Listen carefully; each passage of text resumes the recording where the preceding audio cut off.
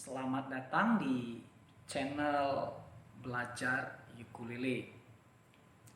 Melalui channel ini, saya ingin berbagi tentang bagaimana kita mempelajari ukulele.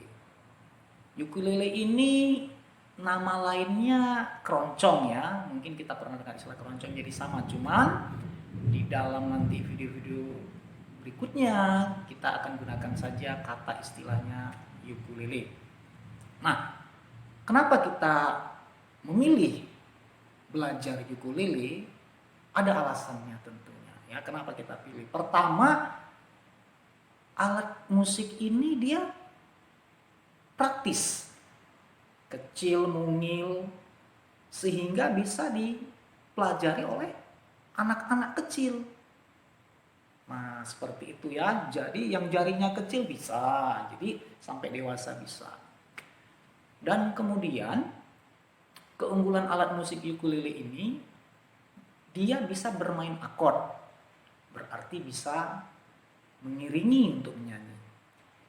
Kemudian bisa juga dia bermain melodi. Nah, bahkan nanti di dalam pengembangannya bisa juga teknik memainkan ukulele ini menggabungkan chord dan melodi. Nah, karena ini adalah pertemuan perdana, tentunya saya ingin menerangkan terlebih dahulu bagaimana seandainya kita ingin belajar tapi kita belum punya alat. Nah, tentu kita harus beli kan? Kita harus beli dan kita harus tahu spesifikasi daripada alat musik yang kita pelajari. Dan karena itu adalah ukulele, maka kita harus tahu juga ya sebenarnya ukulele ini seperti apa supaya kita lebih mantap memahami belajar ukulele nantinya. Nah, pada waktu kita membeli ukulele ini ada yang murah sampai yang mahal. Nah, mungkin kalau sekarang ini yang murah itu apa ya, mungkin sekitar 60.000. Dan yang paling mahal saya coba lihat tuh searching untuk saat ini tuh ada juga ukulele yang sampai harganya 100 jutaan. Jadi belajar alat musik ini juga nggak harus yang mahal ya, sesuai kebutuhan. Dan ternyata walaupun murah, bukan artinya kita nggak bisa belajar seperti itu. Jadi jangan berkecil hati juga. Memang ukulele ini biasanya sih yang murah kualitasnya kurang bagus. Tetapi itu tidak menjadi alasan ya untuk mencoba belajar alat musik ini. Karena walaupun dia murah, asalkan kita pandai memilihnya bisa kita gunakan. Nah, contohnya seperti saya nih ya, ini ada ukulele ya, keroncong ya. Nah, ini saya belinya ini sekitar 2 tahun yang lalu lah, sekitar 2 tahun yang lalu. Dan harganya ya sangat terjangkau lah untuk alat musik. Ya, seingat saya belinya pada waktu itu sekitar 80.000 rupiah. Nah, memang yang untuk standar belajar, kalau memang ada budget, ya mungkin yang harga-harga 500.000 ke atas gitu ya, udah agak bagus. Tetapi kalau kita pandai cara memilihnya, ya lumayan juga bisa belajar. Yang penting kan ilmunya. Bagaimana ilmu musik itu, jadi apapun alat yang kita pakai itu bisa. Mahal-mahal pun harga ukulelenya, misalnya yang harga sampai 100 juta, tapi kalau tekniknya ya biasa-biasa saja, ya kayaknya sayang juga kan. Nah, jadi ini memotivasi siapa saja yang ingin belajar ukulele untuk tetap semangat mempelajari alat musik ini. Nah, mudah-mudahan nanti ke depannya kalau banyak yang belajar, yang berminat dan sudah bisa memahami, ya bisa saja ya kita buat suatu komunitas di Indonesia misalnya, komunitas ukulele ya, kira-kira seperti itu. Mungkin udah ada, tapi kita bentuk lagi, bisa-bisa saja gitu ya. Nah, sekali lagi ini sangat unik karena bisa dipelajari oleh anak kecil, karena bentuknya sangat kecil, mudah dibawa di mana-mana. Nah, jadi untuk tahap awal ini saya mau menyampaikan dulu bagaimana sih cara membeli ukulele ini. Nah, tentu sesuaikan budget ya. Jadi contohnya ini saya misalnya memilih ukulele yang paling murah. Contohnya ya, di kota ini, di kota di mana saya beli ya. Jadi misalnya menurut saya ini udah murah lah ya, 80.000, tapi lumayan. Nah, bagaimana caranya memilih ukulele ini? Misalnya kita mau membeli alat musik ini, pertama kan itu dipajang tuh, kita lihat dulu mana warna ukulele yang kita sukai, ya kan?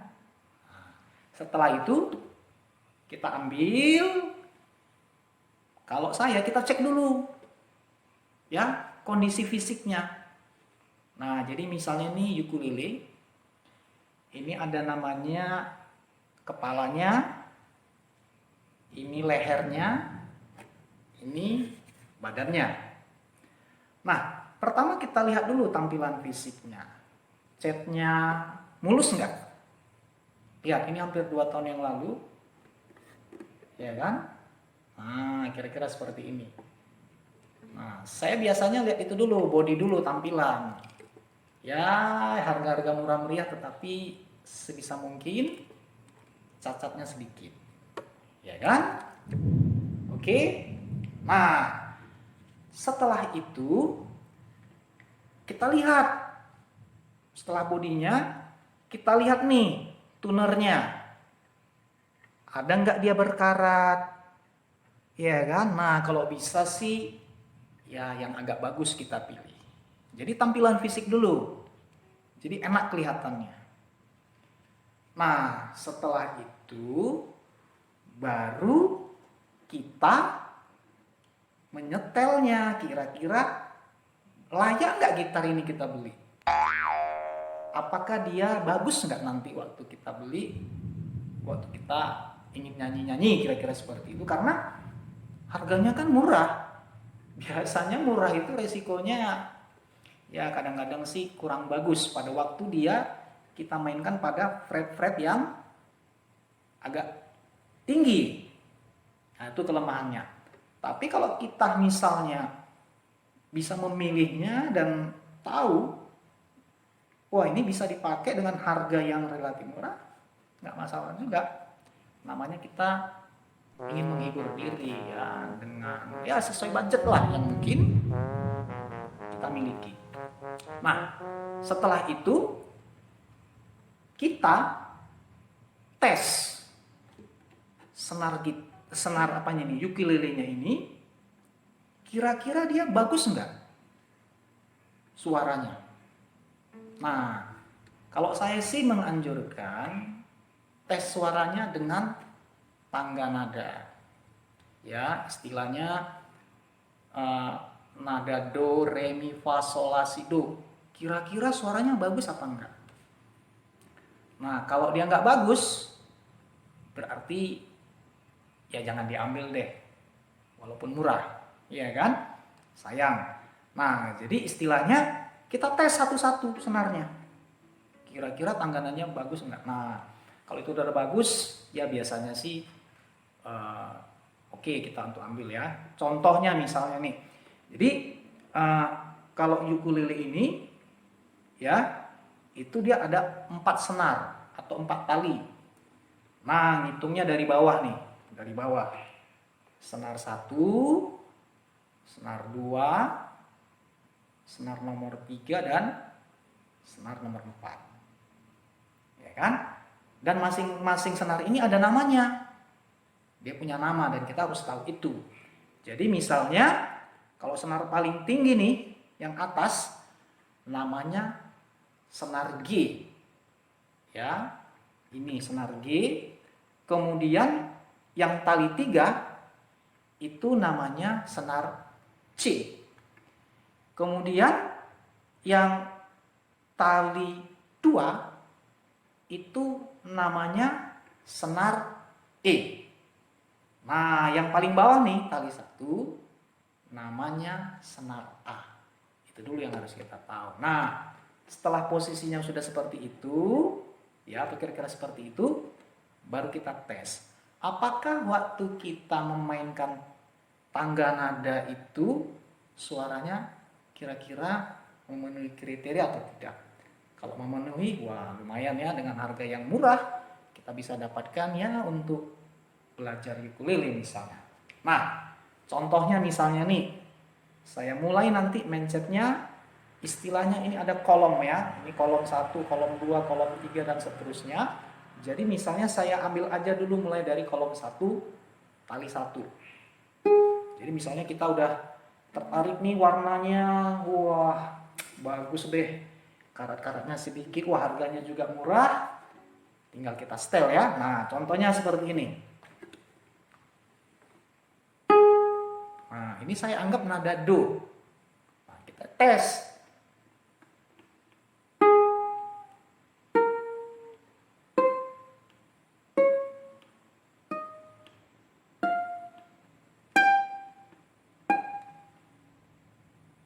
Oke, bisa lah ya.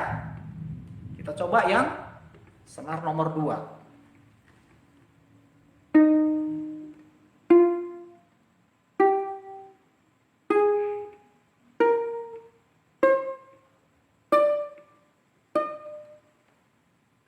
Boleh juga lah ya. Senar nomor 3.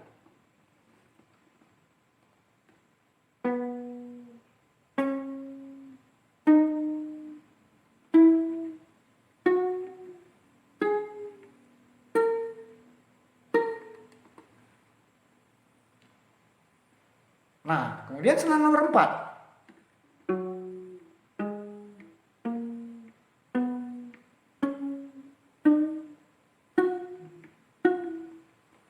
Nah, ini agak lari dikit ya. Agak lari dikit ya. Nah, kemudian kita coba dengan kunci. Ya, kita coba misalnya dengan kunci. Nah, contohnya nih, salah satu kunci kita harus hafal. Nah, anjuran saya kita hafal kunci D, modelnya seperti ini salah satunya.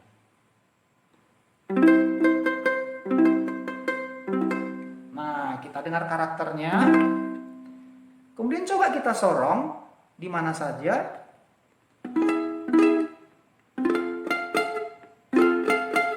Nah, kalau kira-kira dia mirip, ya, istilahnya hanya nadanya saja yang naik, berarti dia bagus. Ya, kira-kira seperti itu. Nah, lebih kurang seperti itu. Nah, setelah kita tahu seperti itu, nah, maka kita udah mulai bisa siap untuk belajar ukulelenya sebenarnya ya. Nah, tetapi biar kita tahu dulu, saya mau jelaskan bagian-bagian ukulele ya. Jadi, kalau tadi saya sudah jelaskan, ada kepala, ada leher, ada badannya. Ini namanya tuner. Jadi ini untuk menyetel senar daripada ukulele supaya dia standar ya. Ada 4. Karena ukulele ini dia talinya ada 4. Kemudian ini namanya ada nuts yang warna putih. Ya. Kemudian ini ada namanya bridge-nya ya, untuk penahan senar, dan kemudian ada saddle-nya. Nah, ini adalah lubang untuk resonansi suaranya. Kira-kira seperti itu. Nah, setelah kita tahu spesifikasi alat ukulele kita, maka biasanya untuk belajar ukulele ini dianjurkan sih untuk memahami akord dulu. Ya. Jadi akord itu nama lainnya kunci. Ya, akord ukulele, kunci ukulele. Nah, jenis-jenis akord ini sih banyak, tetapi anjuran saya sih pelajarilah dulu akord-akord yang gampang. Nah, untuk nanti tahap awal kita akan belajar bagaimana mengembangkan 3 akord.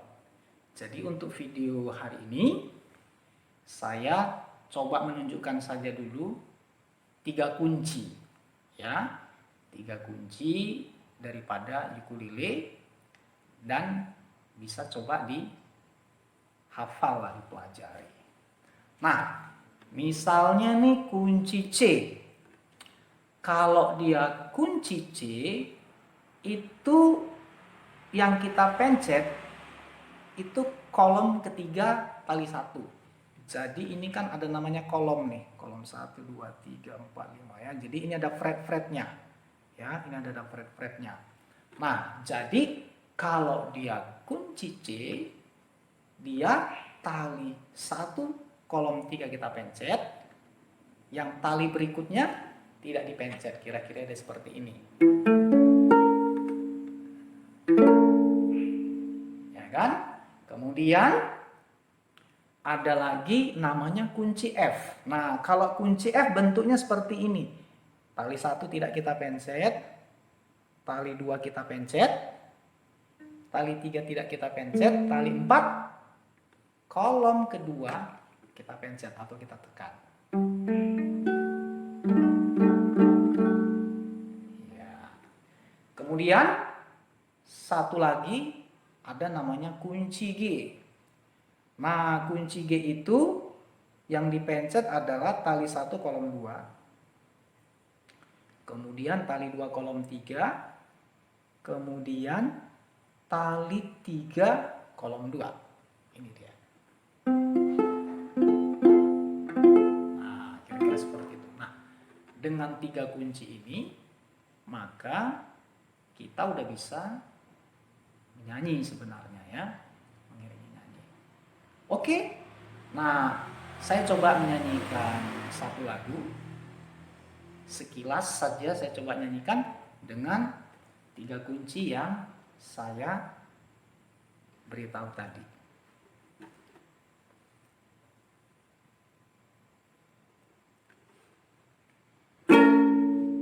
Nah, saya mulai dari C ya.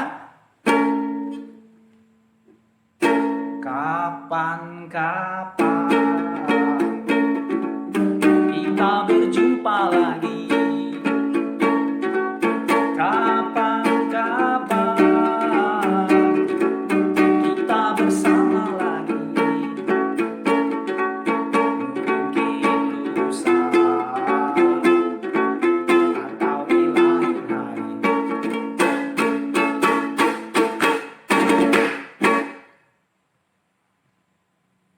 Nah, dia kira-kira seperti itu. Jadi, kapan lagi kita jumpa untuk mempelajari trik-trik berikutnya? Nah, di pertemuan berikutnya. Oleh karena itu, jangan lupa subscribe, like kalau Anda suka, dan beri komentar. Oke, sampai jumpa di sesi berikutnya.